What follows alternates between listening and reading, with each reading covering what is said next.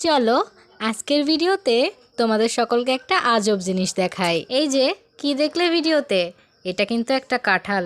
এখন কোন সিজন চলে বলো তো? এই সময় কি কাঁঠাল পাওয়া যায়? বাবা গিয়েছিল বাগানে, সেখান থেকে এই সবজিগুলো নিয়ে এসেছে।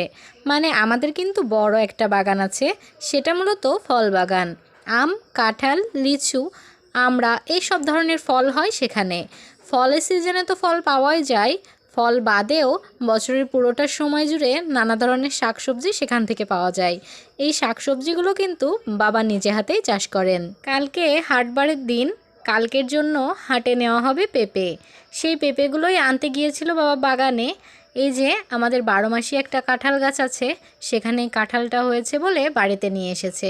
এটা কিন্তু হাটে নেওয়া হবে না, এটা এঁচোড় রান্না করে খাওয়া হবে। এছাড়াও মোচা আর ঘাটকোলও নিয়ে এসেছিল রাতে রান্না করার জন্য। পেঁপেগুলো যখন বাড়িতে নিয়ে এসেছে তখনই বাবা বলছিল কেমন মেঘ করেছে, যদি একটু বৃষ্টি হয় তাহলে পেঁপেগুলো আর কষ্ট করে ধুতে হবে না, বৃষ্টির জলেই খুব সুন্দরভাবে পেঁপেগুলো ধোয়া হয়ে যাবে। বলতে না বলতেই দেখো মুষলধারে বৃষ্টি নেমেছে আর পেঁপেগুলোও খুব সুন্দর করে ধোয়া হয়ে গিয়েছে।